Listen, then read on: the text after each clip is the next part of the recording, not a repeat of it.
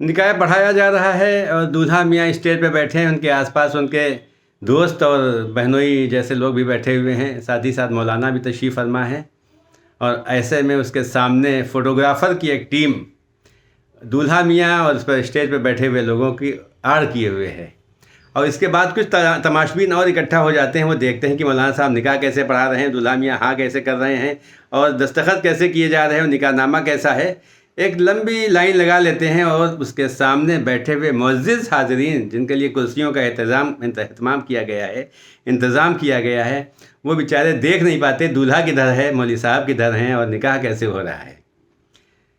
تہذیب کا یہ عالم ہے، اور ترا یہ کہ نہ تو صاحب کبھی مولوی صاحب اس پہ منع کرتے ہیں کہ بھیا سامنے سے ہٹ جاؤ، نہ کوئی وہاں پر بزرگ بیٹھے ہوئے لوگ کہتے ہیں بھیا سامنے سے ہٹ جاؤ، اور بیچارے سامنے بیٹھے ہوئے لوگ، کیا بتاؤں کیا احساس ہوتا ہے اس وقت جب سامنے ہم بیٹھے ہیں لیکن ہمیں نہیں پتا کہ اندر کیا ہو رہا ہے، بیچ میں ایک لمبی لائن لگی ہوئی۔ کیا تہذیب کا عالم ہے، کیا تہذیب کا عالم ہے۔ کوئی مانے نہ مانے، یہ اختیار ہے انسان کو، کیا کہتے ہیں کہ مانے نہ مانے آپ کو یہ اختیار ہے، ہم نیک و بد حضور کو سمجھائے جائیں گے۔ جی، آسان شادی کے سلسلے میں میں جو یہ آپ کے سامنے گوش گزار کر رہا ہوں، تو اسی کی کڑی میں یہ فوٹوگرافی بھی آتی ہے کہ فوٹوگرافرز حضرات سامنے کھڑے ہو جاتے ہیں دولہا میاں کے۔ خیر وہ تو کئی رسومات کی فوٹوگرافی ہوتی ہے تاکہ یاد رہے کہ کیسے کیا ہوا تھا، لیکن خاص بات تو یہ ہے کہ جب یہی فوٹوگرافرز کی ٹیم دلہن کے پاس پہنچتی ہے اور 16 سنگار کیے ہوئے سجی ہوئی سنوری ہوئی دلہن جو لباس عروسی میں بیٹھی ہوئی ہے، سرخ لباس پہنے ہوئے اور مہندی لگے ہوئے ہاتھ ہیں، آپ سمجھ سکتے ہیں کہ عورت یا لڑکی کا یہ روپ کیسا ہوتا ہے اس وقت۔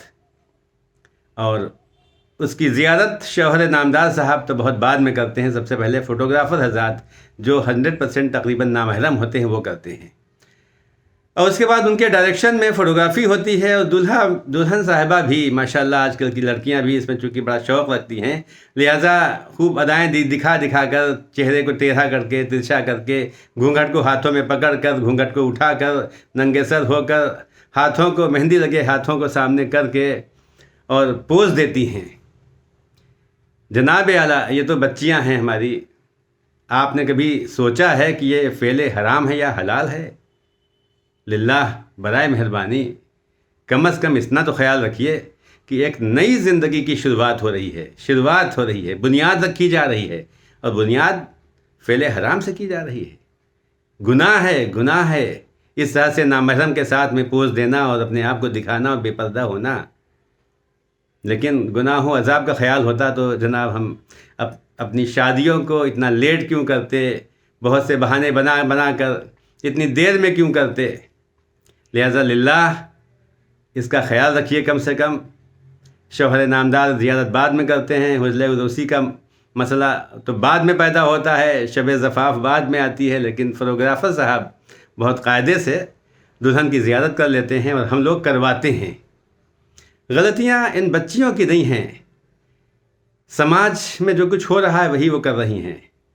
میں آپ سے گزارش کر رہا ہوں، برائے مہربانی اس کا خیال رکھیں، کم از کم کچھ تو تہذیب کا خیال رکھا جائے، کچھ تو اللہ کا خوف رکھا جائے، کچھ تو اللہ کے رسول کا خوف رکھیں، ورنہ آنے والا وقت اچھا نہیں ہوگا۔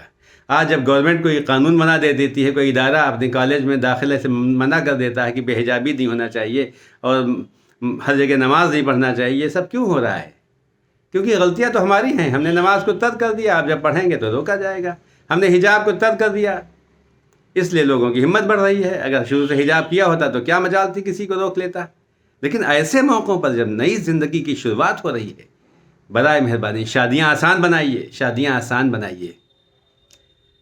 میں تو بولتا رہتا ہوں، اس کی وجہ بھی ہے، مجھے وہ واقعہ یاد آتا ہے جناب ابراہیم علیہ السلام کو جب آگ میں ڈالا گیا، نمرود نے آگ میں ڈالا تو آتش نمرود اتنی بھینکر تھی کہ لوگ جو چاہنے والے تھے وہ بیچارے تڑپ رہے تھے، کیسے بچایا جائے ان کو۔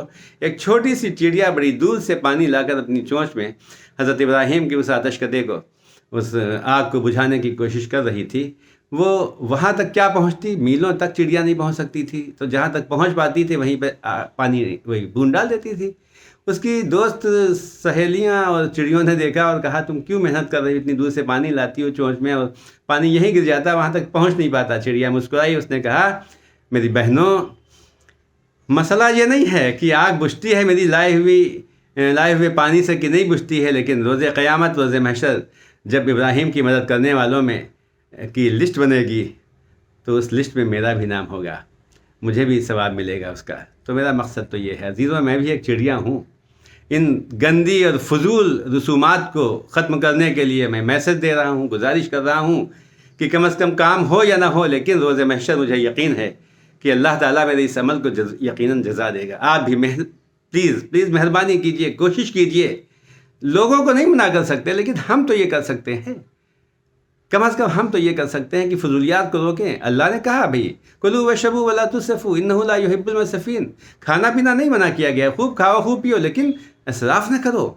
اللہ اس طرح سے فضول خرچی کرنے والوں کو پسند نہیں کرتا، مسرفین کو پسند نہیں کرتا۔ جو اللہ کو ناپسند ہو کیسا ہوگا؟ گزارش ہے اس میسج کو پہنچائیے اور خود بھی عمل کیجیے، اللہ آپ کو جزا دے گا، یقیناً جزا دے گا اس چڑیا کی طرح۔ السلام علیکم۔